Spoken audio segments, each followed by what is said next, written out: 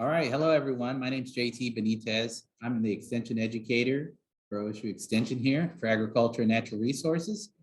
And this is part 2 of the Backyard Wildlife 2022 Garden Series. It's a partnership with Ohio State Extension in Butler County, Butler Soil and Water, and Hamilton Conservation Corp. Today we have Marnie Tichenel. She is from Ohio State University Extension, and she's going to be talking to us about dealing with nuisance wildlife. So thanks for coming out today. Thank you. All right. Well, hello, everybody. Thanks for coming out tonight. Appreciate it. Like JT said, my name is Marnie Tichenel. I have the really fun job of programming about wildlife. So I have statewide responsibilities. I live a little bit north of Columbus, so had a little bit of a drive down tonight, but it was a beautiful day for it, so I didn't mind it. I talk about a lot of different things. This subject tonight, nuisance wildlife, is probably the one that I talk about most frequently. So that tells me there's quite a need for this topic. And I'm just gonna minimize this down so it's not in the way of you all here in the room. Okay. So I like to set the stage a little bit when we start talking about this subject. And I think it's important to understand why we have conflict with wildlife and why it's probably not going to stop in the coming years. And one of the big reasons is how we are changing the land. Now, we develop the land in many different ways. The picture that I have up here, development, is one of many ways. Up where I live, this is what I'm seeing constantly. Just up north of Columbus, we are constantly developing. As I drove from 71 west, I saw evidence of that in this part of the state as well. So when we do this, whether it's building new housing, whether it's agricultural development, whether it's business or some other commercial development, we are changing the landscape and changing the way wildlife use it and the resources available to them. Okay, so that's part of what's going on. Sometimes we're taking resources away, but sometimes we're giving them resources. We have to understand that wildlife are very adaptive. Now, we wish that our pet dogs were as adaptive as wildlife and they learn as well as wildlife, right? Okay. Our dogs need to learn that this is the one button you never sniff, but they just don't seem to learn it, right? But wildlife do learn. They learn that where we are, where our backyards are, where our gardens are, where our recreational areas are, where our parks are, that there are resources for them. And sometimes we are putting out those resources specifically to bring in the wildlife. Sometimes we're not, right? So two great examples of two species that we often say are very adaptive and have gotten very good in the past several decades at getting the resources that they need to survive in our habitats.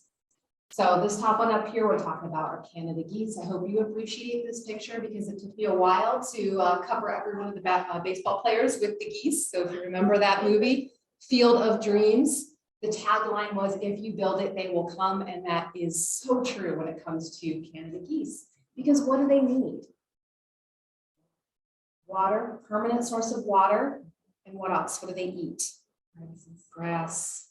Yeah, so when you start to think about, okay, where do we see this habitat? Everywhere. So the geese are saying, you guys must really like us. You keep putting out exactly what we need. And that's something we have to realize. You know, when we put out the habitat, even though it's not always to attract these guys, they're going to come no matter what. Okay. And I think deer are another great example. Don't jump on the trampoline during hunting season, right? All right. So, and you know, our wildlife species, they don't recognize boundaries. If it's out there, they think it's theirs. So at this point during these talks, I like to just get a feel for what you all are dealing with. So I'll name some wildlife species, and if you raise your hand if you have issues with this species or if you want to learn more about it, please do so. So we're not going to cover all of these tonight. We're going to touch on quite a bit of them. So let's go back up to geese up here. Anybody having issues with geese? Okay, good. That's not one we're covering tonight. Excellent. What about rabbit? Yeah, okay. White-tailed deer. Shaking your hands. Yeah, okay. Raccoons, skunks, and or possum. Yeah, okay. Moles or voles. Okay, good. We'll be covering those two tonight. Chipmunks or our other ground squirrel, the groundhog. Oh, I just my aggravation over there. All right. And coyotes. Any issues with coyotes? No? Okay, not gonna be touching on them too much. All right, good. Now I noticed that some of you had your hands up the whole time. Sorry. Since I will not be covering each of these species, do let me know. If you have an issue and you don't cover it, I will hang around as long as possible to help you work out that issue. All right, and to that note also, please feel free to interrupt me as we go along. If you have a question, don't feel like you have to wait to the end. So can't make that go away at the top, but basically what it says is who is the culprit? So the way that we're going to start tonight is I'm going to show some pictures of wildlife damage caused by different critters. And if you think you know who's causing it, shout out names. And I'll give you some hints as we go. Or JT will give you some hints as we go. Oh, I'll let you fiddle. Yeah, it's usually sitting at the bottom of the screen, not the top. Yeah, There you go. Yeah. Well, that might, yeah, we might have to move it around a little bit here, but that's fine. All right, let's go back. Let's see. There we go. What'd you do? All right, so a couple pictures of damage here. We have a tomato. This is actually from my garden several years ago. We have a melon that was chewed on. And what we have here in these pictures are the entrance to their rather extensive underground burrows. And they're about 2 inches in diameter. So y'all know who we're talking about. We're talking about the eastern chipmunk, which is our smallest ground squirrel. Now let's move on to a slightly bigger critter. A couple signs of damage here. And if you could take a closer look, you'd see some pretty sharp edges left behind. They will eat, this critter will eat just about anything, but they do like certain vegetables over others, and that's what's in that yellow box right there. Some squash, cucumbers. They also live underground for a good part of their life, but their burrow entrance is quite a bit larger, and you often see this mound of dirt right on the outside that indicates their main entrance to that burrow. And then sometimes you will see well-worn trails leading to and from that burrow. So what do we have here? Exactly. Groundhog, woodchuck, whistlepig, whatever you want to call it. Very prevalent throughout the state. Next, what we have going on here, let me know what you think. So we see some damage to root systems, damage to some crops underground. And then these two pictures show you how these smaller critters move about. So here we have a lawn after a snow melt. And all of these little tunnels are kind of right where that grass meets soil surface. They're active all year round, moving underneath the snow cover. You can kind of see how their body temperature melted the snow right there on top. So who is this? Voles? Yes, this would be voles, so with a V. Okay. Now we're gonna a few more pictures showing some damage here. Here, this is also vole damage. Now you might look at this and think, oh, there's something else going on with that plant. This is where plants usually some insect. But if you take a closer look underneath, you will see that there are large sections of those lower branches that have been girdled. So essentially, the voles have chewed all the bark all the way around it and interrupt that flow of water and nutrients up to the tops of the plant, and that's why it died off. And so that can also be vole damage. All right, we're going to contrast voles with this critter. Stay away there. I think most folks recognize the damage from these critters, right? Voles, exactly, right.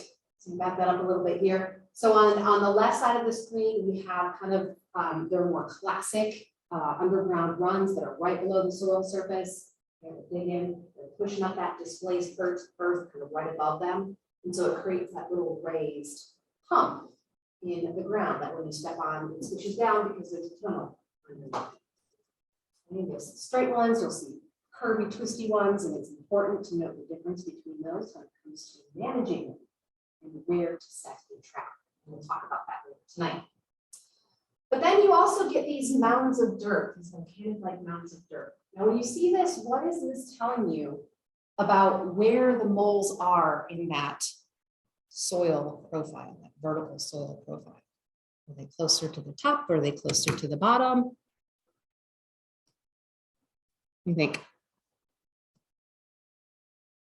I'll move this out of the way because I want to show you the next picture. It's not good. There.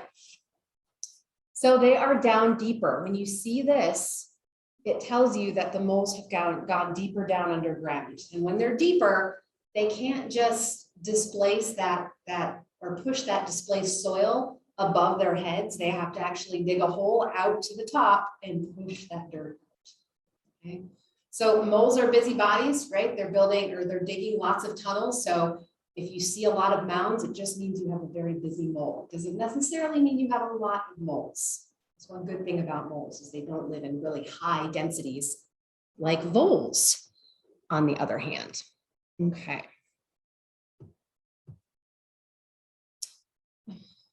You know, I think I'm just gonna have to put it back at the top because oh yeah, like right here. Okay, yeah, maybe that'll work. Perfect. So just kind of contrasting the difference between these two critters. They sound alike, but we sometimes get them confused, but they're two really different animals.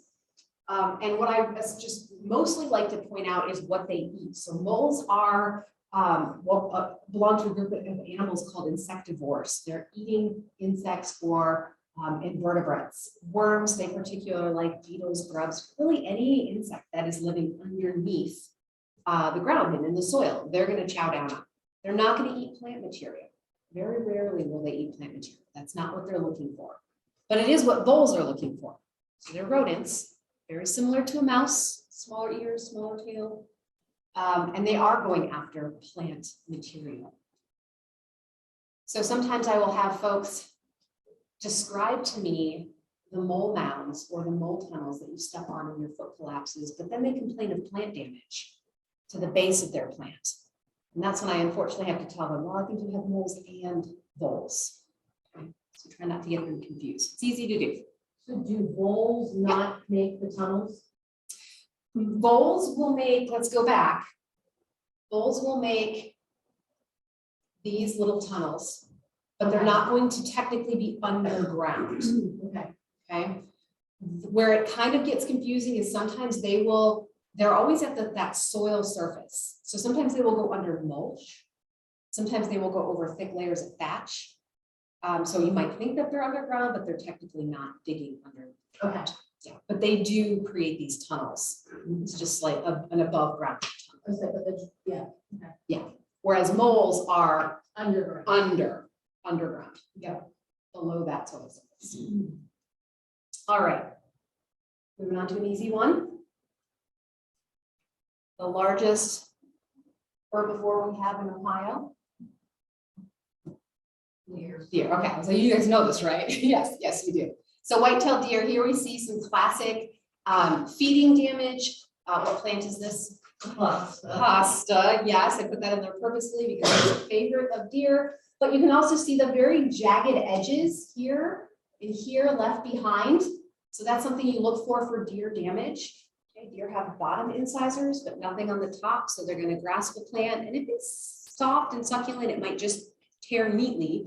But a lot of times it's going to leave that very jagged edge behind. So that's kind of one of those ID things, characteristics to really look for.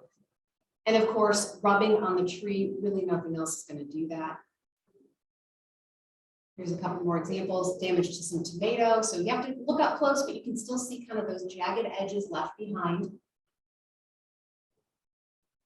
Very different from this last critter we're going to talk about. Okay, notice the very clean cut, almost 45-degree angle. Even on this, I think this was an asparagus, maybe, I'm not sure, but very clean cuts left behind. What kind of a critter does this? Rabbits, exactly. You might see something similar to this when we look at groundhog damage as well, because both rabbit and groundhog have very sharp incisors on the top and on the bottom, and so they're just going to clip those plants right off. So what we have kind of been doing, we go back up here at the top, steps to managing wildlife damage. Number one is identifying the culprit. It's always what you want to do when you encounter a situation. Try to figure out what species is causing the damage, because that will dictate your management options. Number two, you can't really see that there, but it says understand the culprit's habitat needs.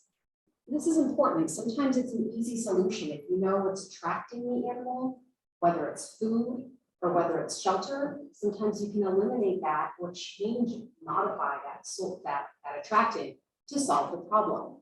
So for example, with rabbits, this is their ideal kind of natural habitat, or what I call rabitat.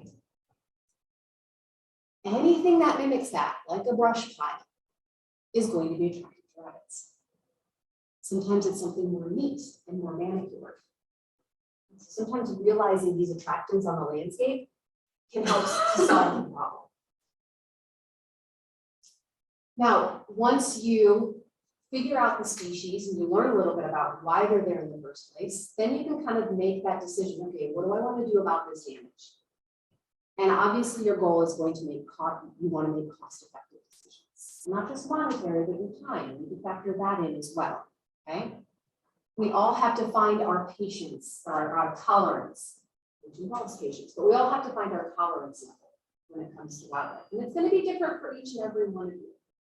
But the end goal is that happy coexistence. It's unrealistic to think that you're never going to have issues with wildlife, especially if you landscape, especially if you have a garden. But you have to find that tolerance level and know where yours is. And once it's breached, then know what your options are. And that's what we're going to be going over today. And so number 4 step, and the last step would be to employ those management options and make sure that you pay attention to the details. So sticking with our rabbit example here, okay, rabbits getting into gardens, one of the easiest things and cost-effective things that you can often do is to put up a fence. And it doesn't have to be a very tall fence, okay, 3 to 4 feet high. But you do have to make sure that it's not plastic, or the rabbit will just nip right through it, right? So you're looking for metal. And you have to make sure that the wire mesh is small enough, or you'll have something like that old. Okay, so 1-inch mesh or smaller for your rabbit fencing. All right, so here are the options when it comes to managing wildlife conflict. Okay, and this is kind of our outline for the rest of the talk here tonight. Okay, we're going to kind of go down through all these and we'll talk about some of the species that we most often use these management options for. Okay, so I'm not going to say much more about them now. The only thing I will say is we're not going to talk too much about lethal control tonight. And so lethal control would be lethal trapping or use of toxic baits. So not going to touch too much on that. I think there are some other options that work a little bit better in a backyard gardening setting. But if you have questions about toxic baits, please let me know and we can talk about them. All right, so starting with repellents, these are two of the critters we often talk about using repellents for. So repellent is using usually a chemical to repel an animal. So it's often applied to a food source. And so often we're protecting our plants against rabbits and deer and a few other critters that we'll address.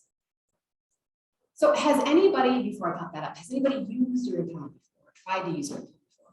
Yep, did it work for you? It did for the groundhogs. Okay, good, what'd you use?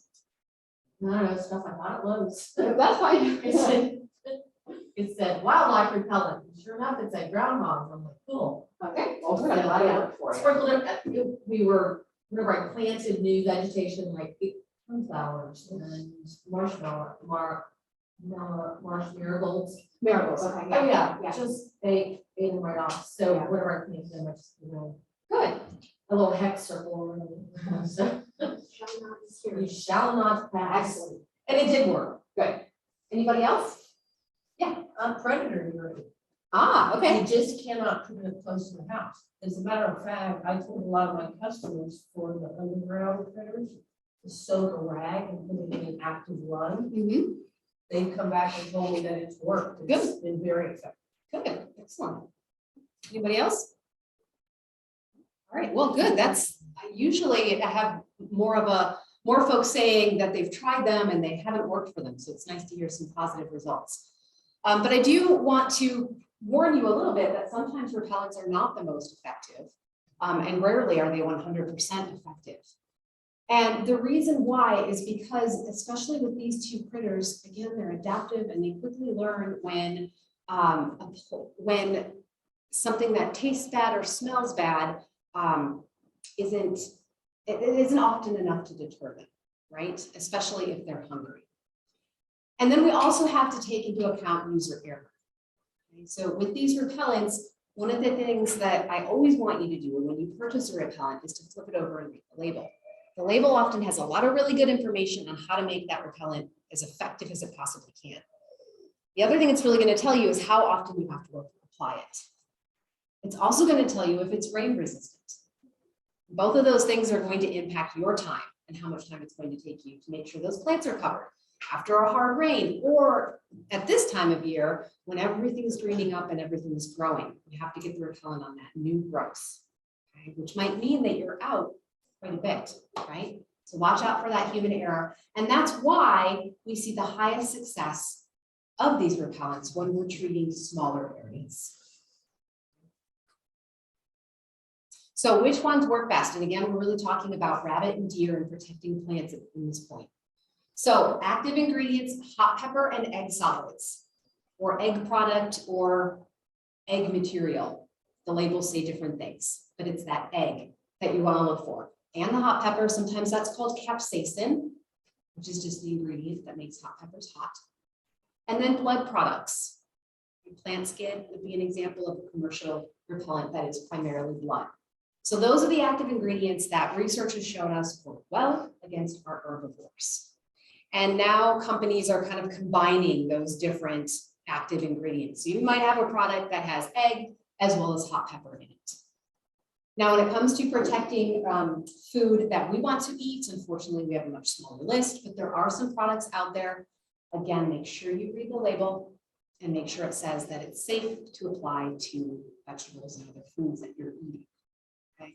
Hinder is one that's been around for a long time. And then some of the hot pepper and the egg salad repellents are also food safe, but some of them aren't. So again, make sure you're reading that label. So that's for rabbit and deer.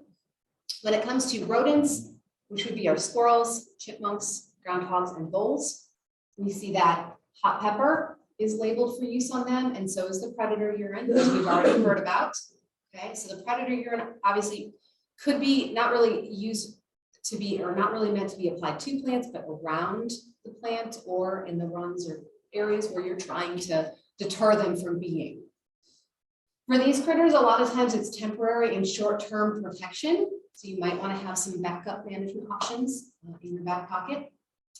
And I do want to note at this point, no toxic baits are labeled for use on squirrels. We're not really going to talk toxic baits, but I always like to put that out there because sometimes folks think that those same rodenticides that you're using on mice and rats can be used for chipmunks, and they cannot legally be used. And the reason is because chipmunks are a squirrel and they like to cache their food, they like to store their food. And we don't want them going into those bait stations, taking that bait out and caching it somewhere else. So that's why that law is in place. Okay, raccoon and skunk repellents. So I love this picture. This is from my coworker who used I think this is a garlic oil-based repellent to keep the raccoons from digging up her potted plants that were on her porch. And I don't know if you can tell what happened in this picture, but they actually tried to eat the repellent.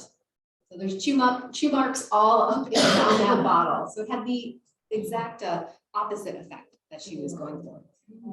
So the point here is just because something is labeled for use on a particular animal does not mean that it's going to work. So generally speaking, for raccoons and skunks and possums, we usually don't recommend repellents because they don't work that well.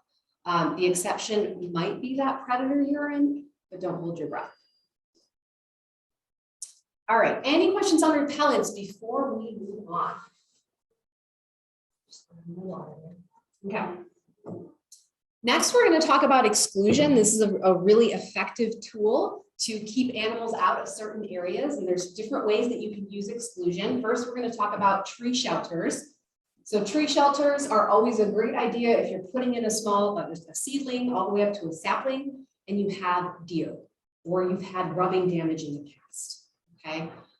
It's going to protect deer from chewing on them and it's going to protect them from rubbing on them, which as you can see in this picture, extensive rubbing can kill a tree. And it's definitely not what we want to see.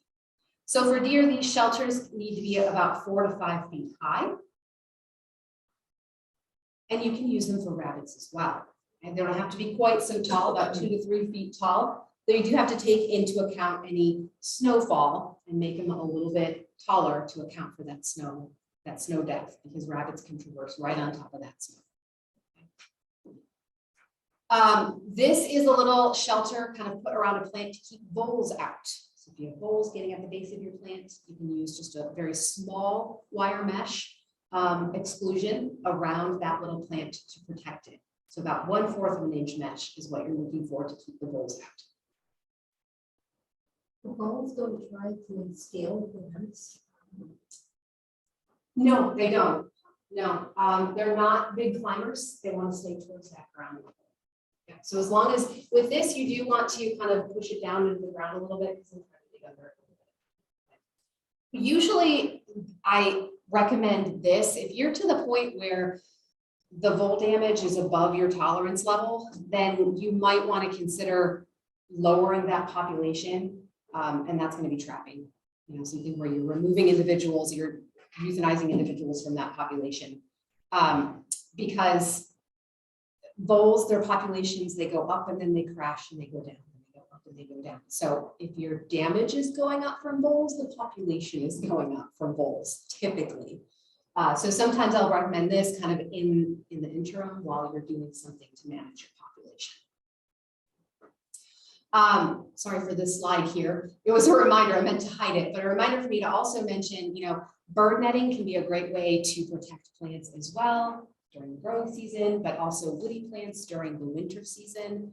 I was just at OSU Waterman Farms and they had a bunch of blueberries planted and a rabbit just hopped up into the little container and just chewed on the blueberries all up and down the road. But had they used bird netting to kind of cover them, then that was the problem. So exclusion, very good tool to use on a small basis. You can use it on a larger basis, of course, too, and that's when we talk about fencing. Okay, so we talked about putting up a rabbit fence around a small garden or a raised bed like you see here. Can be very, very effective. You can also put a smaller mesh along the bottom to keep out chipmunks and your voles and smaller critters. And then we talk a little bit about deer fencing, and there's a lot of different options. Okay, so we don't have time to talk about them all, but what I'll mention is this one right here. It's this plastic mesh material. It's called polypropylene. But it's a nice product and it's fairly easy to work with. And it doesn't necessarily have to be permanent. So you can take it up and put it down if you need to. Big question I often get with this type of a fence, because it's not electric. So you are relying on that height and that physical barrier to keep the animal out. So how tall should it be? What do you think? How tall should a fence be to keep deer out? 3 feet. 4 feet, 5 feet, 6 feet? 8 to 10. 8 to 10, yes, 8 to 10, okay? If you want to be absolutely sure they're not going to be able to jump over that 8 to 10 feet. Now, we can get away with shorter fences if the area they're trying to jump into is not that large, okay? If they don't have a lot of room to clear it, we can get away with a smaller fence. So in this kind of a backyard setting, sometimes 5 to 6 feet works. It also depends on how badly that deer wants what they're trying to protect, right? That really has to do with it. Okay? If there's not a lot of food around, or if they've had access to that food source for a while, all of a sudden putting up a fence, that might be a little bit hard to keep them out, okay? The other thing about a fence against deer is you want to make sure it goes all the way down to the bottom, because they'll try to go under it. Now, one more thing I'll say about fencing and deer, if you're able to do an electric fence, that's a good way to go, right? It should be just a couple strands of an electric fence, and you can bake that fence. Okay? Put a little piece of tin foil or screening over that wire and put a little bit of peanut butter on it.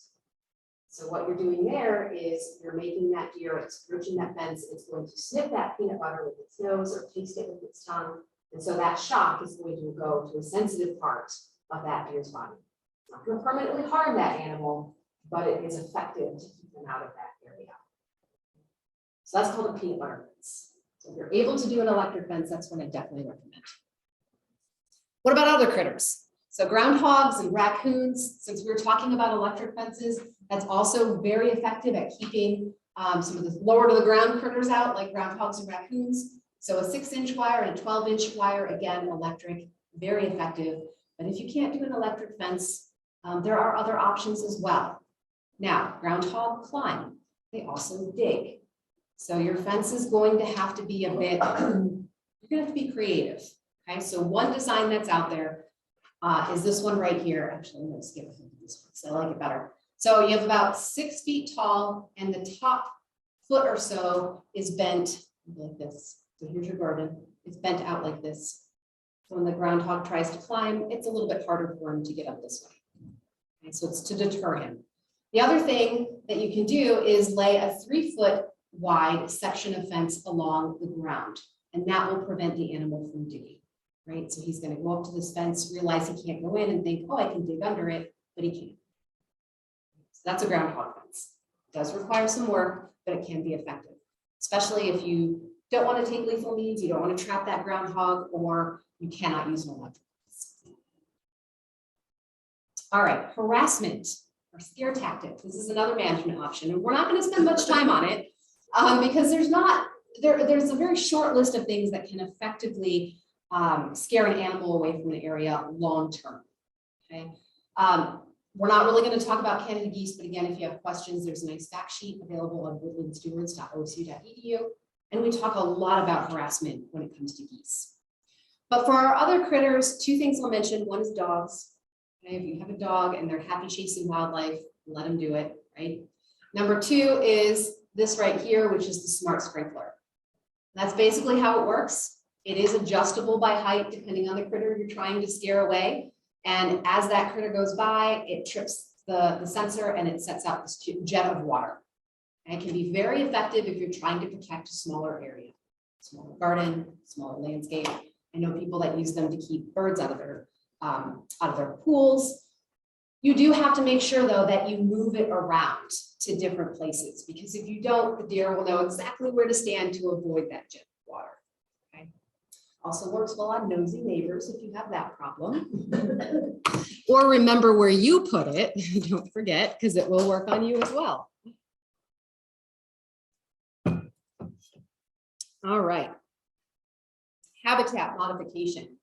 So this one goes back to kind of, I mentioned this already about knowing the animal's habitat. So knowing what is bringing them into your yard, into the, or attracting them. If it's food, if it's cover, if it's both. And then asking, can I change that attraction? Get rid of it, can I modify it? So when we talk about voles, we talk about what's their preferred habitat. They like these tall, grassy, dense habitats. Do you have that in your yard? Are you willing to modify that? When we talk about deer, lots of tasty things out there for deer. But we talk about plants that are tastier than others. And if you have some of those plants, maybe you can swap them out for something less palatable. And I'll share a list with you to figure out what those plants are. Shelter, spaces underneath porches and decks and sheds. Okay, those are optimal places for groundhogs, possums, skunks, raccoons to get.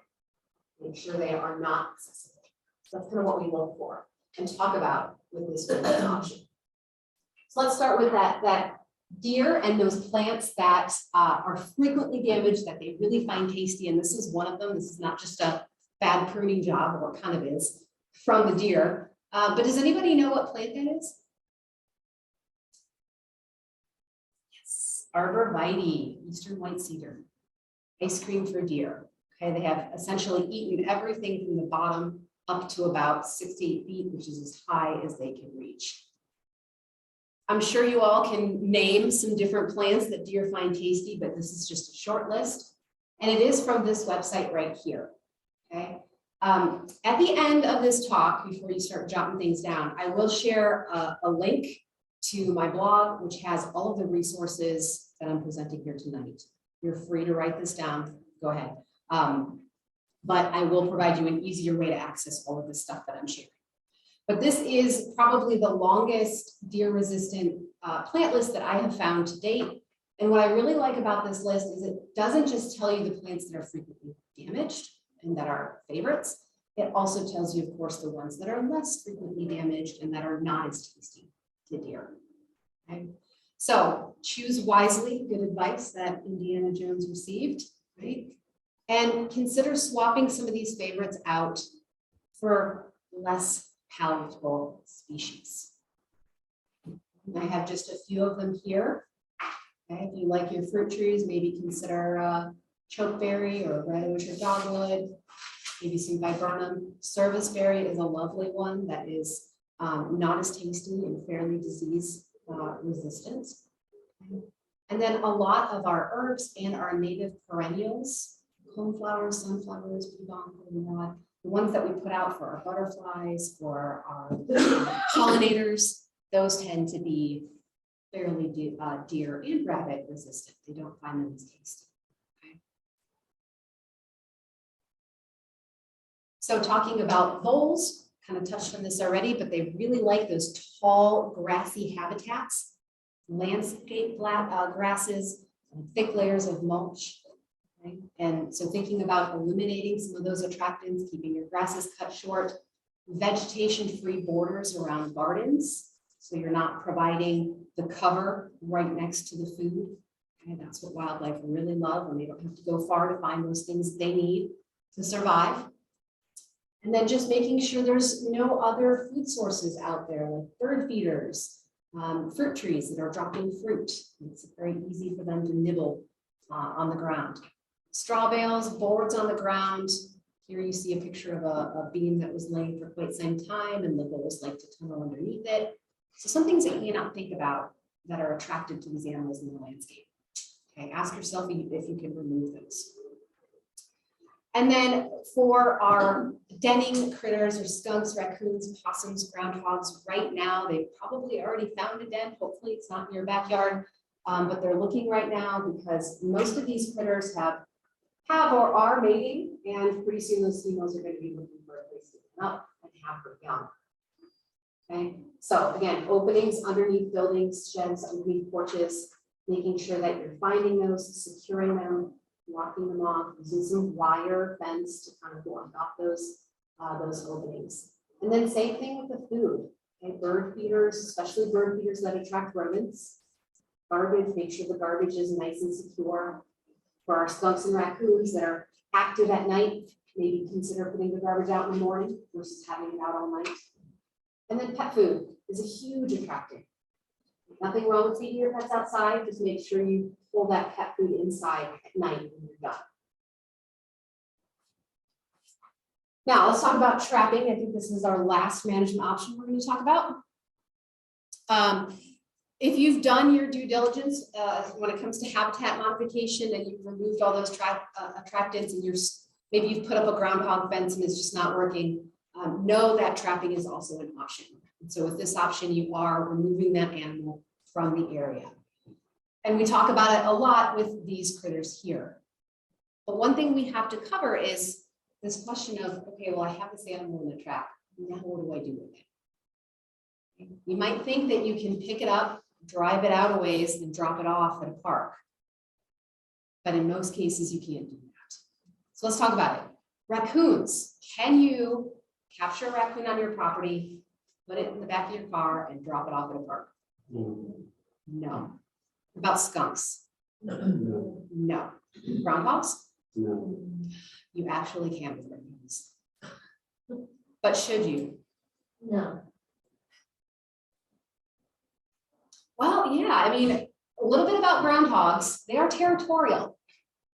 So they want to get back to where their home was. So if you trap them, drop them off somewhere else, they're going to try to get back. And that's probably not going to be an easy journey for them.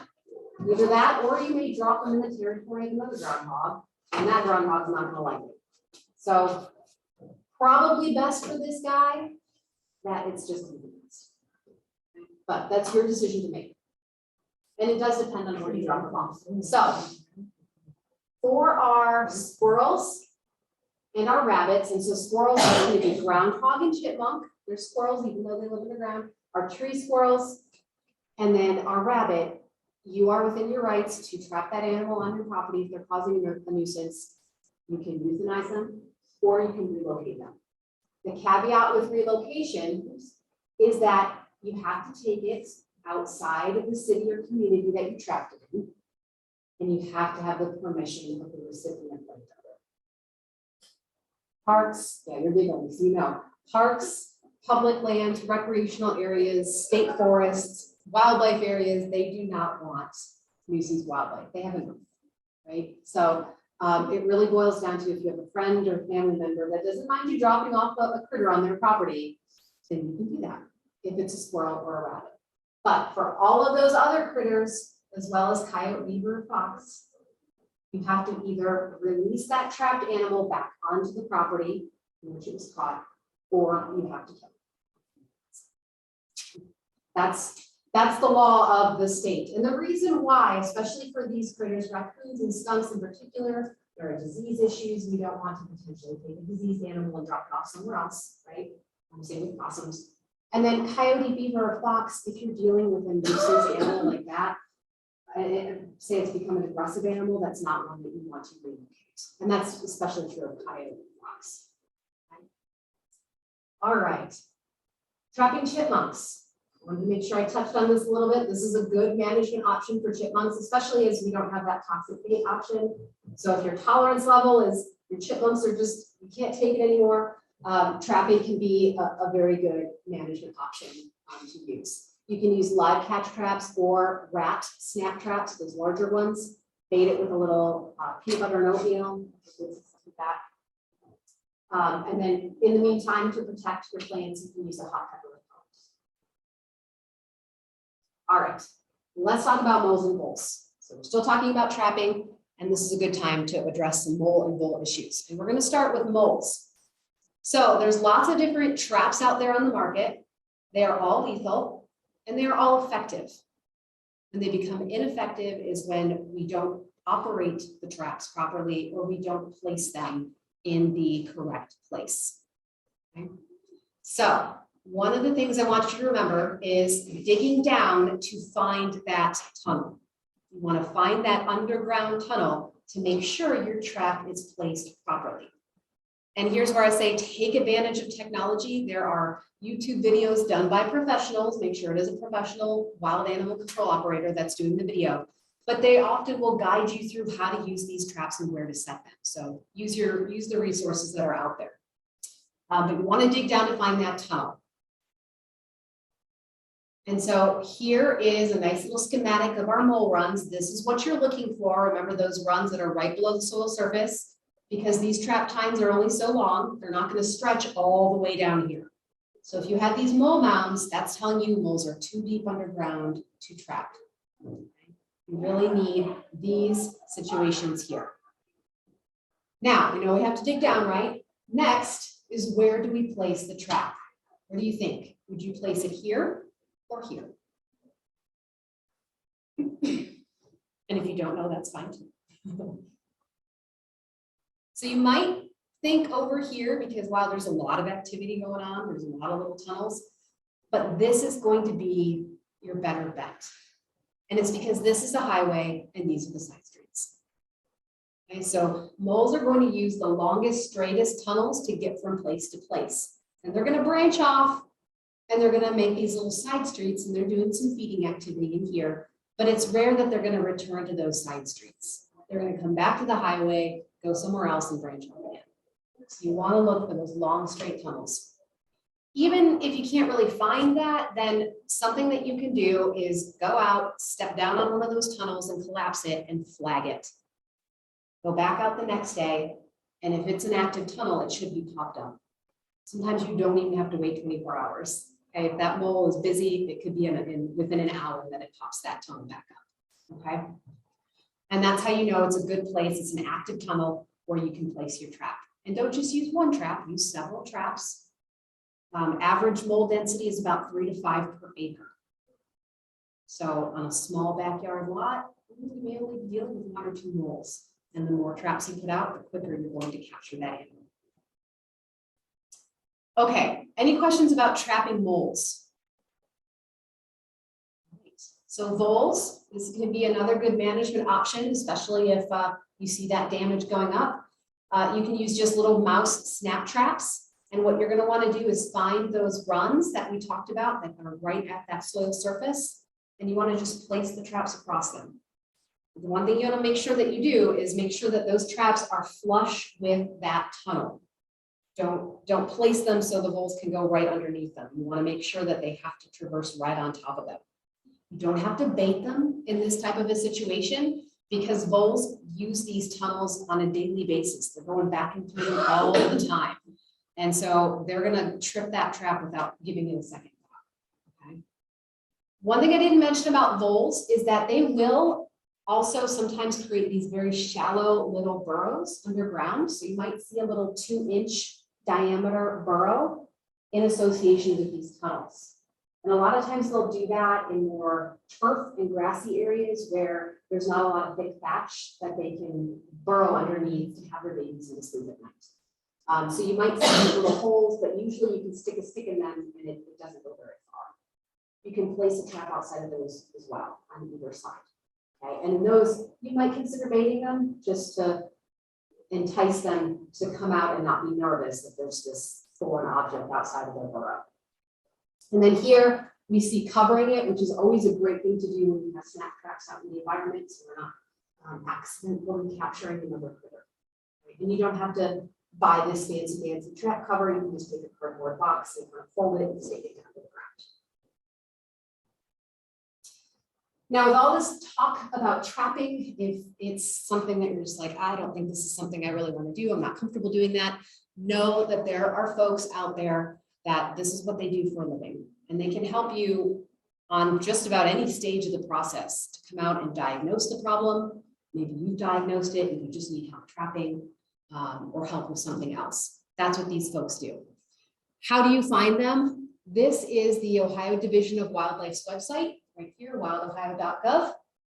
And the easiest way to navigate this website, it's not the easiest, is to just do a search. And if you click right up there and you type in nuisance trappers, it will pull up a list that is organized by county. Okay, so all of those individuals do offer these services, but it's just like anything else that you're going to hire, somebody to fix your roof or do your landscaping. They're competitive, so call different people, make sure that you're comfortable with the person and that you're getting a good price.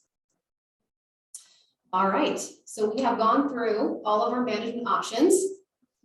One last thing I'll mention is at the time of year we are, lots of our wildlife mamas are having their young. So be aware of that, and also be aware that a lot of our wildlife mamas leave their young alone throughout the day while they're out finding food and they're out foraging. So just because you see a young wildlife baby doesn't mean that it's been abandoned or orphaned. So keep an eye on it. And watch, and odds are you'll find that mom coming back to that young. So this is a picture I took from my backyard not too long ago, and this little young newly fledged mourning dove was left on its own almost every day while mom went out and found food. But every evening she'd come back and sit with it. So going back again to the Division of Wildlife's website, wildohio.gov. If you want to learn more about orphan and injured wildlife, do a search for that right there. Okay. And we do have wildlife rehabbers throughout the state. So if you do find an animal that you do know or think is orphaned, you can call these individuals, or something that's injured, you can call these individuals. All right. There is my blog site that I have posted these resources on. So u.osu.edu/wildside. And there is an article, I think it's called Gardening for Wildlife. There's lots of other resources on wildlife conflict, as well as attracting wildlife to your backyard, birds and pollinators, if you're interested in that. But it'll give you some direct links to some of the resources I shared with you today. I have a question on Canada geese. Yes. So at this point in time, you can only harass them. Is that correct? Oh, we're in April, yeah, yes. Well, And are they still not protected? necessarily. Yes, they are. Okay. Yeah, yeah. Oh, you say what? Yeah, Canada geese are still protected, they're protected under the Migratory Bird Treaty Act. Which But is they our are migratory birds, I know, even if they don't migrate, they're still protected. I Yeah. So right now, harassment is, we talk a lot about harassment this time of year, but as they start to lay nests, you can do, well, you can do the egg addling, it does require a permit.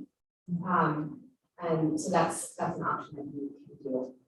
One thing I will note that you can also do right now, you can legally remove a Canada goose nest as long as they're in the eggs.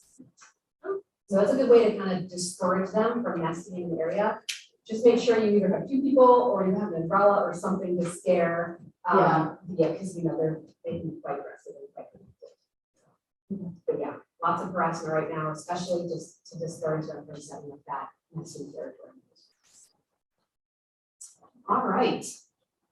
So let me move this down so you can get my contact information, and please reach out to me before you take matters into your own hands like this gentleman did. Homer's Tanning Bed and Girl Mark Tattoos, free trial for squirrels. Don't get to this point, give me a call. So what questions do you all have for me? I think I finished a little bit early, Lynn, but yeah. How large does the tree have to be before deer will put?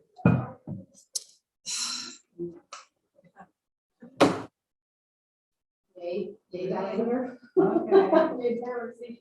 Actually, no, I've seen bigger trees, honestly. Because, yeah, now that I'm thinking like, how big does it have to be for the antlers to get between? But no, I've seen larger trees rot.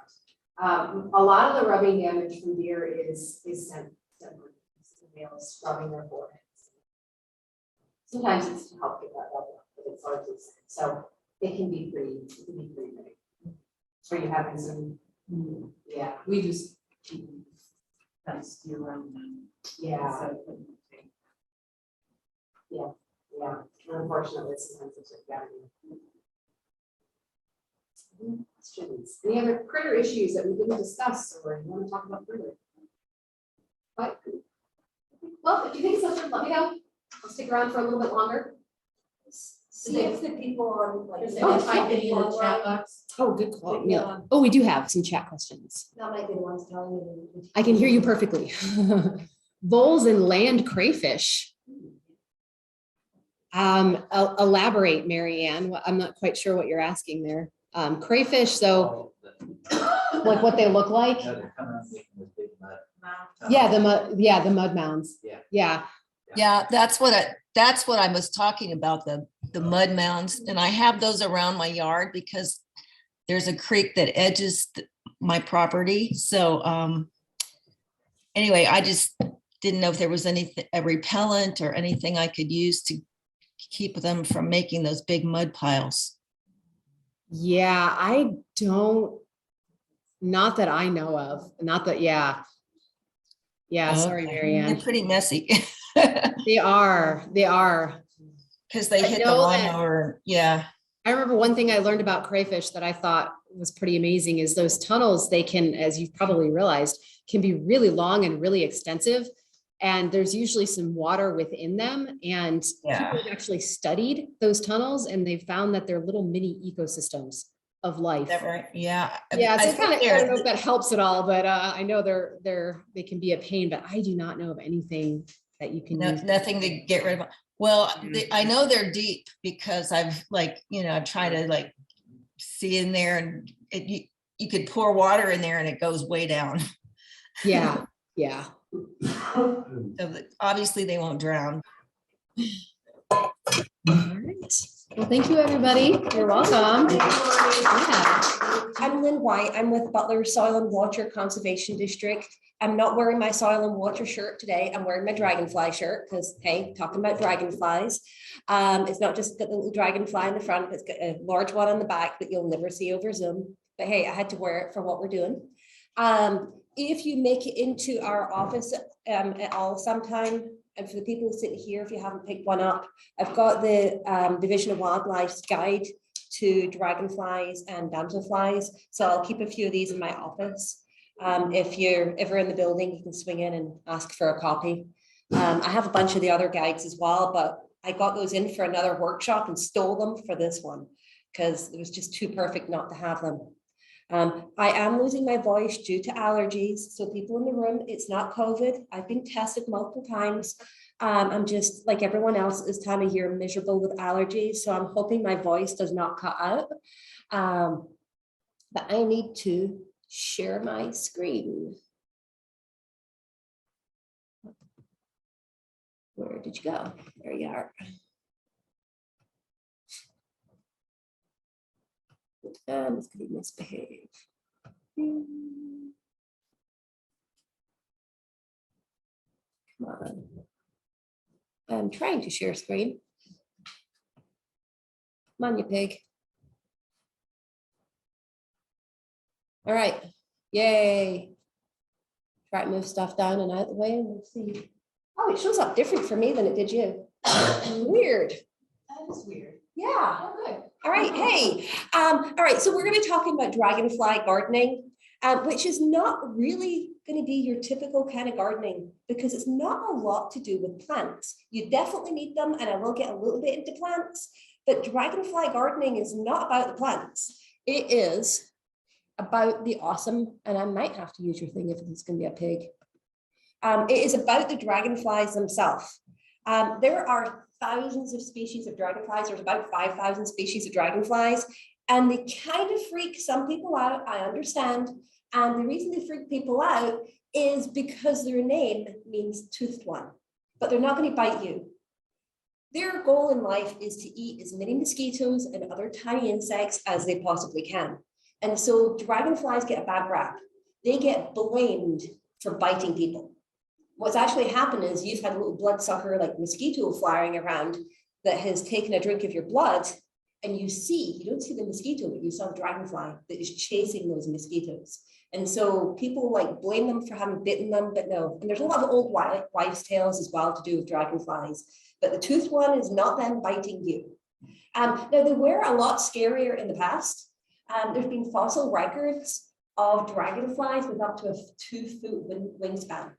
So they were much scarier looking in real life or in past lives. But nowadays they are much, much smaller, up to about 6-inch total with their wingspan. But why would you want to create one? Well, they're going to eat a lot of mosquitoes. And I don't know anyone that likes mosquitoes. Now, the really lazy ones only eat about 30 a day, but they can eat hundreds a day. They'll also eat black flies and all sorts of other kind of annoying gnats and insects out there as well. So they're going to help keep you healthier by keeping some of those nasty insects away from your yard. They're also fun to watch. If you've ever seen them, they can move their 4 wings independent from each other. So they can go forward, they can go backwards, they can walk, they can go down, they can do all sorts of amazing movements. So they're just kind of fun to sit back and watch. And they're so much fun to sit and watch that they'll be making robots of them. And Troy's probably got one because he's got all sorts of cool toys. But they've got all these like little amazing drones and stuff these days. Now that'll be on the Christmas list. Okay, sorry. But yeah, they're amazing seeing them flying around, and yeah, all the robotics people are having fun making like little versions of them. So if you make a dragonfly garden, you're not just going to get dragonflies, you're also going to get their cousins, damselflies. And they're less scary looking. They're delicate damsels. But people get confused between the two of them, especially people from Britain like me, because we just call them all dragonflies.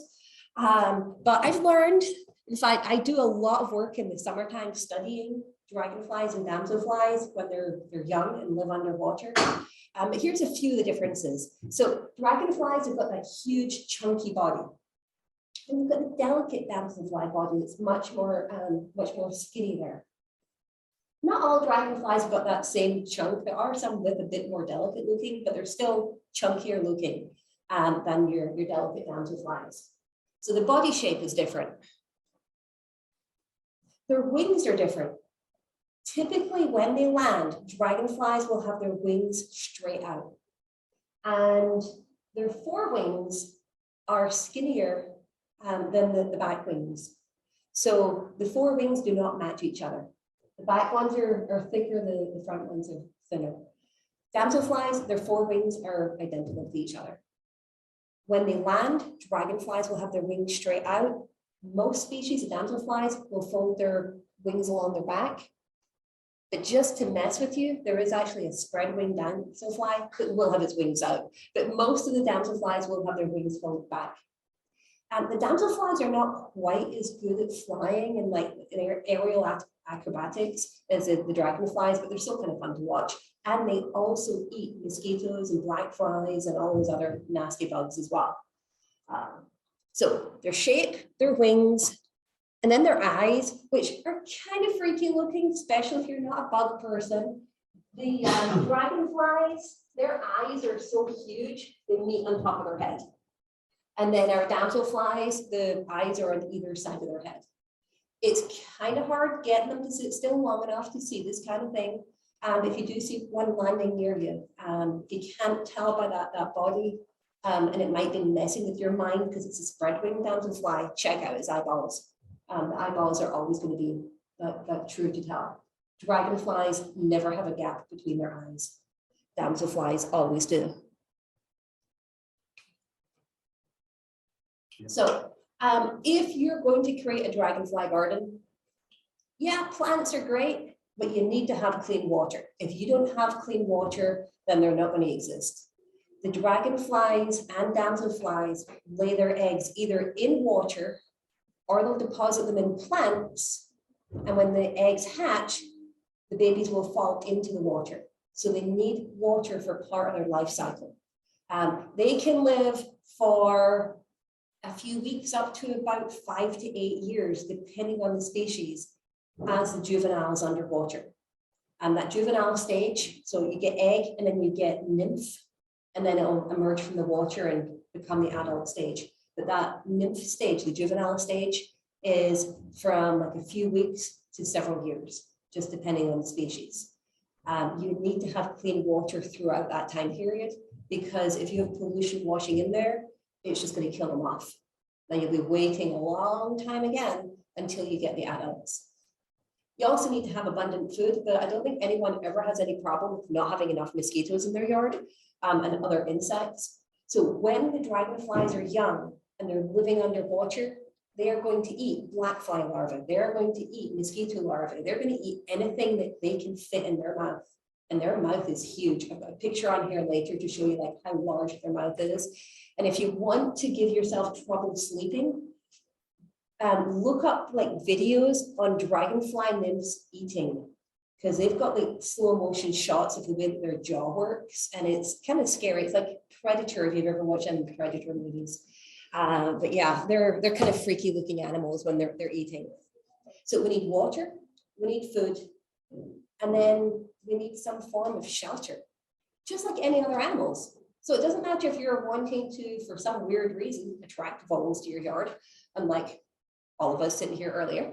But it doesn't matter what kind of animal you want to attract, you have to give them food, water, shelter. They're going to find the air. So you have to give them those things. It's just making sure you're fitting the specific needs. So when it comes to the water, I've mentioned they need it for egg laying, and then the immature stage being underwater. That water, it needs to be there as a permanent water source. You can't have like a bird bath that's going to dry up, because then the eggs are going to dry out, or the nymphs are going to end up without being basically survive without that water and that oxygen. So it needs to be a permanent water source. So bird baths are not it. It needs to be larger than that. It also, some people have managed to make the dragonfly ponds out of just like a half barrel. Really, really small. You're not going to get very many dragonflies there, but you can actually use like those half barrels and things like that. That's kind of a better option for me, because I have 2 dogs that they don't care how nasty water is, they're getting straight in there. And so I cannot put a pond in my backyard. I have tried, and past dogs I've had, and I've had to fill it in. I can't do ponds in my front yard because I have lots of teeny tiny knitters running around, and I don't want one of them to get hurt. My backyard's got a fence, perfect place to put a pond, cannot do it. because I've got stupid dogs with short legs that get in, and I don't think they'll be able to get back out no matter like how easy I make it for them. So I am doing raised containers for mine. They're really small. I don't get very many dragonflies because of that. Do you have to keep them from freezing over winter? Yeah. If you can do, like, think about koi ponds that people put in, those are perfect without the koi. Koi will eat the dragonflies. So if you want to create a true dragonfly garden, you want to do it without fish, because fish will eat them all. But yeah, so I've got a neighbor who had koi and he gets fed up with the herons finding his yard and just eating all his fish. He'd buy more, and then the herons would come in and eat them all. So he gave up on that and he was about to fill in the pond. And he's turned it now into the dragonfly habitat of the neighborhood. So he's my first one that did this. And I'm like, ooh, I need to learn more. And so I've been getting into it as well. So typical ponds are great, but I can't do the pond because dumb dogs. So I've gone with the barrel system. You just got to do what you can do if you're interested in doing this. So Does it matter if it's in the sun or shade? they like the sun. And I was going to get into that. I don't know if that comes up next or not. It'll be coming up soon. From all the articles and people I've spoken to, they say the minimum size is 43 square feet. That's about 5 by 8. That's not a tub. You can still do it in a tub. It doesn't have to be large. Larger water gardens are better. You'll get more diversity in the species of dragonflies and damselflies that will start to use that area as part of their habitat and start to reproduce there. But if you can only do a teeny tiny system, you'll still get some dragonflies. But you will have to keep that water from freezing all the way solid, all the way down, like Kathy mentioned. It doesn't matter what shape it is. You can go for all sorts of weird, wonderful shapes. You can go square, you can go rectangle. Dragonflies don't care. They just want water. So it doesn't matter about shape. It does matter when it comes to shade, though. If you have more than 1/3 of the pond area in the shade, then these insects are not going to appreciate it because they're kind of solar powered. When they're young, they will come up into the shallower water areas to heat up. And the adults need the sun as well. That's how they're regulating the temperature. You're not going to see them flying around on a cold day, and they'll be sitting somewhere trying to get that sun to warm themselves up. So don't shade more than about 1/3 of the pond area. So if you can do a larger kind of pond that has different water depths, that's important because it will provide you different types of habitat. The deeper areas will allow the young dragonflies, like the nymphs, to go down and hide on the really hot days, and it'll provide them shallow areas to come up on the cooler days, so they can kind of get some more of that heat or less of that heat depending on what they need. It will also provide them with different areas where they can hide. If something like a bird is coming along, like a heron comes along and goes, oh yeah, tasty, I'm going to eat these bugs, it'll give them places to hide. If you build a pond for dragonflies, you might get some frogs hanging out there as well. By having those different depths and different structures within the pond, that'll also provide other places for the nymphs to hide. All right, so the big one is you need to have clean water. Dragonflies and damselflies are not very tolerant to pollution. So if you're someone that likes to go out and use a bunch of fertilizer in your yard, you've got to make sure none of that is going to drain into the pond. If it does, it will kill off your dragonflies. But what it probably will not kill off are the mosquitoes. And so if you kill off the dragonflies, but you've got this water source, your mosquito population is going to skyrocket. So you have to be careful that your water does not end up with like fertilizer going in there, or even too many leaves off of trees, because they're going to build up and add a lot of nutrients to that water. So you just got to kind of make sure that you're not going to have a lot of water washing in there that might be running across the surface of your yard that might bring pet waste or fertilizer or whatever in there. Sorry, I'm about to lose my voice again. But yeah, all sorts of insect species are hard hit with all the chemicals that we are using outdoors. Dragonflies and damselflies have not escaped that. So if you are going to put water gardens in, I don't care if it's for koi or if it's for dragonflies or anything else, make sure you're not using those chemicals anywhere near the waters that you're providing for them, and also to make sure that you're not going to have any drift. I was seeing a sign in JT's office earlier today about drift, and I'm picturing like people drifting cars. He's like, no, chemical drift. Like, okay, sorry. But yeah, just make sure if you are using chemicals or anything in your, there will not be drift into that water. All right, so you can have not the mosquitoes, the dragonflies and the damselflies that are going to control the mosquito population. But until those dragonflies and damselflies discover your new dragonfly garden, the mosquitoes are going to discover it first. And they're really quick at reproducing. They don't need the up to several years it takes for dragonflies to reproduce. So you might want to use a mosquito dunk. And you want to use the ones that contain, and I'm going to get it wrong, but the Israeli, I can't say it. I've tried it and I practiced it earlier today and I still can't say it. Israelitis, somebody say it for me, that word up there. Yeah, it's been a long day. But that is, yeah, there you go. So that's the one you want to use because it does not harm dragonflies and damselflies. It does harm mosquitoes. But you will have to keep replenishing it because like every 30 days, you'll have to top it up.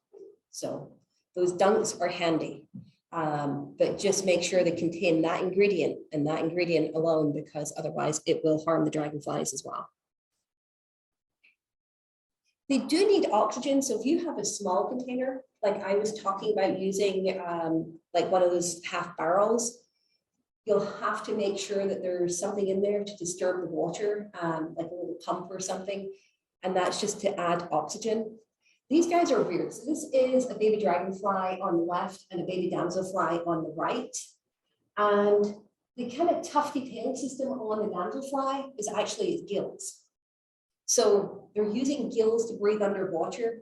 And so if they end up in a really low oxygen environment, they're just going to suffer. They're not going to be able to breathe. The dragonfly is a weirder one. Its gills are actually tucked up inside the back end of his body. And you can see them sometimes like sitting there like pumping, and their body's like kind of changing shape slightly. And it's because they're pumping the water in the rear end and out again. And it's trying to get that water moving over those gills so they can breathe. But yeah, so if you add like a pump or like a fountain to the pond or the container you're using, then these guys will not hurt at all for oxygen. And if you have flowing water, moving water is kind of deterrent to mosquitoes. Black flies prefer moving water. Mosquitoes don't like moving water. So if you have a pond, whether you're interested in doing dragonfly gardening or not, if you have moving water, then you are less likely to get mosquitoes. All right, I mentioned I had a picture of the jaw of a dragonfly. So it looks like a big mouth that is tucked underneath here. It's kind of like my entire arm. If, I'm sorry, people can't see me dancing around like an idiot here on the screen, but if you were to hold your hand up to your mouth, your elbow is down near your belly button, basically, your entire arm shooting out would be dragonfly jaw. So their jaw comes like partway down their body and they shoot out to eat their food. It's a bit like watching a chameleon or something shooting its tongue out. Except this is not the tongue, this is the entire lower jaw that shoots out. So these guys are little carnivores. So they don't care what flavor of flowers you put in your garden. They don't care if you're putting in stuff that's full of nectar and all the rest. They're not looking at plants for that. They're going to be looking at the plants you put in your garden and for other uses. So they're carnivores. They're not going to eat your plants. They're going to eat the bugs that are eating your plants. So you can do a garden for pollinators all around it. It'll attract lots of bugs. Some will be great bugs that we love. Some will be horrible bugs that we don't. It'll be providing food to the dragonflies. So dragonflies actually, and I forgot to mention this, they eat as they're flying. And so they've got that jaw that will shoot forward. They also carry their legs kind of like a catcher's mitt. And so when they're flying around, they can use those legs for catching their food. And they've done studies with dragonflies and found that they've got like a capture rate that is about 90% of anything that they're going after, they're catching. So they're really good. But if they can't fly, if they damage a wing or something and they can't fly, they starve. Because they eat on the hoof basically, or they eat on the wing. So they don't eat by walking around on your plants looking for stuff that they're eating while they're flying. And that's why you see them like dive bombing all over the place, as they're chasing the mosquitoes and stuff. All right, so when it comes to dragonfly meats and plants, they need them because they're going to be sucking up some of the nutrients in the water, making that water healthier for them. And they're going to add oxygen to the water, again, making it more habitable for them. They can help cool the water. So on really hot days, you don't want the entire thing shaded. Remember, I mentioned only about a third shaded, but they will help keep pockets of that water cooler. And then the most important part for plants for dragonflies and damselflies is that they're going to create shelter and habitat. So the individual species of plants matter less than the actual shapes of the plants. You want diversity of shapes of plants, and it's totally up to you what you put in there. But they like vertical surfaces to perch on, like the picture there. And they also like those like vertical bits so they can sit and look around and start spotting the next meal that they're going to take off after. So when you see the dragonflies landing on stuff, unless it's a cool day and they've landed in something to try and warm their bodies up, they're landing there looking all around them looking for food. And they can see pretty much 360 degrees, with a slight bit just behind their head they can't see, but it's almost 360 view with those big bug eyes. But yeah, so they like the verticals to give them the perches to look for food.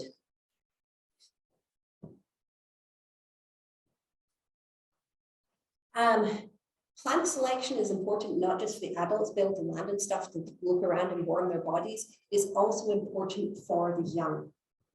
So they need areas where they can have kind of thick cover where they can go down and hide if there's a predator like a frog comes into the pond.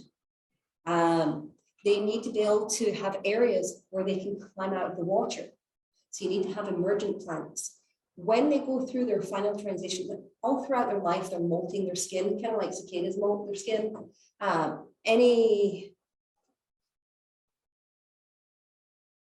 totally blanked out. I have a brain dead moment now. Animals without a backbone. Invertebrates. Thank you. Told you brain dead. But any invertebrate will have to shed their skin. They go through wear and tear on their basically their exoskeleton, and they will shed it. And then new one forms, live their life, shed it, and they go through like several of these molts. The final molt for dragonflies and damselflies, you'll see them crawling out of an emergent plant, out of the water on an emergent plant. They'll go through that final molt. So if you don't have emergent plants, then they can't leave the water to do that final molt for them to then fly around as an adult. So you need to have emergent plants that have a bit of cover around them. Because this whole molting thing, it takes a lot of energy, and it takes a while until their body's hardened and their wings are ready for them to fly. They are really vulnerable at those stages. So if you just have one emergent plant sticking up, that is like the highway for like the juveniles to become adults. They're all going to get eaten. The birds are just going to sit there and snack on them. So have cover in an area with emergent plants. Also add some horizontal surfaces underwater and at the edge of the pond, so that the underwater ones are for them to sit there and warm up with the sun coming into the water, and then around the pond are for the adults to sit on and warm up. So different surfaces. It can be rocks, it can be vegetation.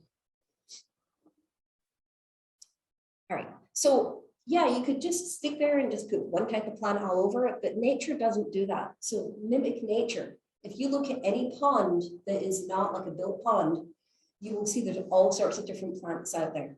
You're going to have plants that are floating on the surface. You're going to have plants that are growing underwater. You're going to have emergent plants. Mimic that. Have a mixture of different plants, not just in the water, but around the pond as well. When it comes to the vegetation cover, this is ignoring trees, shedding it. This is plant cover. Think about 50 to 70% cover with a mixture of different plants. So you're going to have 5% emergence. We've got cattails in the picture. Cattails, probably not the best thing for you to put in your pond. They will take over, especially the non-native variety, but that was in the picture I used, so hey, that's what you've got. But there's reeds and rushes and all sorts of stuff you can have as emergents. Then you want some floating. Those floating ones are a great place for some of the adults to come down and land on. And then you're going to have some emergent plants as well for the juveniles, for those nymphs to hide in. So you want to have a mixture. It's kind of like in a forest. When you're in a forest, it's not totally taken over by honeysuckle. You've got different layers in the forest. You've got the canopy layer, you've got like a shrub layer, you've got like the forest floor layer. It's like that in a pond as well. It should be in any kind of pond to give those different areas of habitat. But when we're building something, we have to make sure we're adding them ourselves and be really careful if you buy plants to add to a pond, that they are pond plants. They are not aquarium plants. We have a lot of issues with invasive species in Ohio, especially in our ponds and lakes. And a lot of them have came from the aquarium trade. I just went to a session a few weeks ago that was on frogbit, which is taking over up at Old Women's Creek, which is up towards the Great Lakes and was up at the lakes essentially. And they've got European frogbit taking over, and it's because somebody dumped a fish tank somewhere at one point. So that's a plant that came from that. Milfoil is another aquatic plant that came through the aquarium trade. Somebody released their fish tank, and that is all over the place. So make sure if you're buying aquatic plants to put in a pond, that you are using like true aquatic plants that are pond ones and not something that's getting sold in a pet store. If you do put plants in, mesh pots are really great. Don't use potting soil, it will just flow out. It's always good to put some rocks on top, but if you're putting them in there, this is the one time when you really want clay soil, because clay soil will stay within that pot and it won't float up to the surface. But I even then put some rocks on top of it, help hold it down, and those rocks are providing little nooks and crannies that are habitat for the juvenile dragonflies and damselflies. Around the edges, you can put in some rocks and some logs and other stuff, helps it look a bit more natural, and it provides nice perching areas, like this one that's sunning, basically warming its body before flying around. Location, somewhere that's got at least 5 hours of sun a day. I mentioned making sure that it's not completely covered, so only up to a third covered by trees. And if there are a bunch of trees around, make sure they're not dropping all of the leaves in the water, because they'll be adding a lot of nutrients over time and they'll impact the water quality. You can have a whole bunch of trees around one side, but just make sure that you're at least got 5 hours of sun a day. Because as I mentioned, these guys are little solar panels. And if you're going to be digging a pond, call before you dig. You don't want to be hitting the gas line. You don't want to be cutting through the fiber optic or anything else that's going to be really expensive or really scary or get your entire neighborhood like up in arms and ready to kill you. So anytime you're digging, it doesn't matter if you're digging a pond or you're planting a tree or anything else, call 811. Because we don't want to hear about like your house exploding from you cutting into a gas line. Been hearing too many scary stories about that recently. But do remember, if you're putting in a dragonfly pond, if you have a massive mosquito problem, they're not going to solve all your issues. Look around, figure out where your mosquitoes are coming from. They could be coming from like kids' toys. They could be coming from dog bowls. They could be coming from, you know, the self-watering planters you can buy, the little area underneath that you pour the water in underneath. Yeah, mosquito heaven. So look around your property, see where you might be having problems with mosquitoes. In my case, it's my neighbor who has lots and lots of tires. He likes his cars, he's got lots of tires. So I know that's where a lot of my mosquito problems are coming from. And not the same guy that built the dragonfly pond, it's somebody in between us. So just because I love dragonflies, I've got a few pictures of some, but who can tell me? Dragonfly or damselfly? It is a damsel, yes. There's another damsel. They're really pretty. So this is a damselfly, skinny body, eyeballs either side. That's one of the evil ones that has got the spread wings, just to mess with your mind. Green darter, that's the guy I've got in the back of my t-shirt. You see those guys a lot. I get those a lot in my yard. Clubtails, widow skimmers, 12 spotted. They're so, I don't know how people get such good pictures of them. I sit out there and I try and I'm horrible at it. You're a photographer. How do you do? Have you ever tried to take pictures of dragonflies? I think it's the accent. I scare them. Okay, gotcha. I'll pay for it later. Yeah, you will. But yeah, so there was an assortment of different, oh, I spelled that one wrong, but hey, I noticed my own spelling error, so you can't call me out on it. It should say meadow hawk. I mean, there are some great resources. I put this together before I managed to get the guide for you. So, and this is the updated guide. It's got even nicer pictures than the original one. I love to keep updating these. But yeah, there are occasionally workshops on dragonfly photography that I have seen great parks of Hamilton County and Five Rivers Metro Parks do. I'm not sure if Butler Metro Parks have done one yet.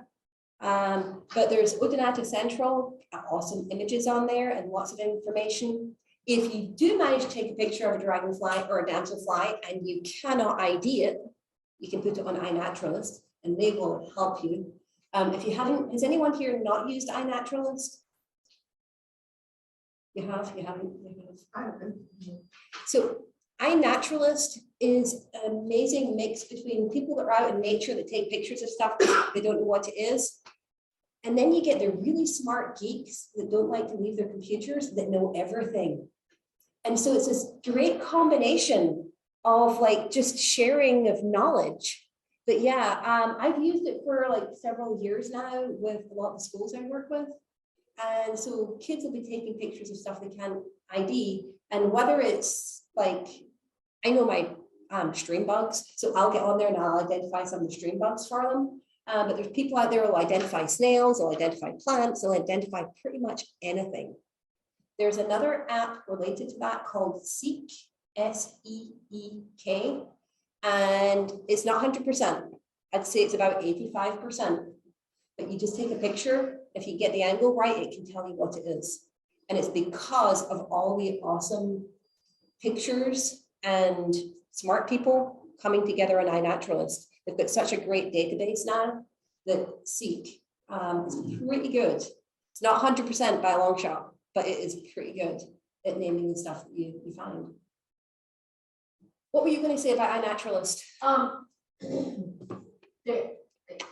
Marty, do you know, we've got the Ohio Bee Atlas. Mhm. Wasn't there a Dragonfly Atlas as well? Yes, there was. That's on, yeah, that's on iNaturalist. And you can join those groups on iNaturalist, post your pictures to there, and whenever you post it to those atlases, the people on there, that's their game. You know, if you do it to the Bee Atlas, it's bee people. If you do it to the Dragonfly Atlas, it's dragonfly people. So lots of times you get replies to your pictures quicker than just posting it on iNaturalist, you know, randomly. And they'll have lots of great pictures. Yeah, the Migratory Dragonfly Partnership, they've got amazing resources. But I couldn't put in the link for this last one. If you just Google search guidelines for creating and managing habitat for dragonflies, there's a great book out there that you can find through that. I'll make this, and I'll make the link that Marnie shared earlier with her site. I'll put that on our homepage so that people can find it, so you don't have to try and like write stuff down. And just saying that, I've got more ones up there, but I'm all about water quality. I work for Soil and Water. So we have a lot of resources on our website about protecting water quality. So does Miami Conservancy District. And then I'm wearing my Butler County Stream Team t-shirt. We monitor monthly chemical. We do chemical monitoring of all, a whole bunch of rivers and creeks. We've got about 80 different locations around the county. But we're actually looking for people that like bugs, including dragonflies and damselflies, to help us monitor the biology. And so I have a class in June. It's on a Thursday evening. It's going to be at Dudley Woods in Liberty Township, but it's a stream ecology class, and it's for learning about the different bugs that live underwater. So you can then go out and monitor the streams and rivers. So I have a few people that are going out and doing this. I have the kits that people borrow when they're going out to do it. So we're beginning to get more data. If you've sat through this and you're like, I really don't like the fact there's been bugs in the screen in front of me this entire time, but you like water, I also have a habitat class, and it's actually looking at fish habitat. So we're not touching bugs or anything like that. You just get like knee deep in a creek and start looking for things. It's a checklist. And that is on not this Thursday, but next Thursday at Seabald Metro Park. I'm supposed to call it Elk Creek Park, but you call it Elk Creek and nobody knows what it is. It's Seabald Park, just north of Trenton. But there's a whole ton of contact information for me. All right, that's a lot of talking and I've run out of water. Does anyone have any questions? What time is it? Oh, we're done quick. Does anyone online have? Oh, thank you. So the next session, like the third session, will be Monday, August 1st. And it will be Troy and Kathy talking. They're talking about landscape, light pollution and wildlife. And then they'll actually be talking about some of the nocturnal wildlife like bats and moths. And then the final one of the year will be on Monday, November 7th. And it'll be drainage and water features.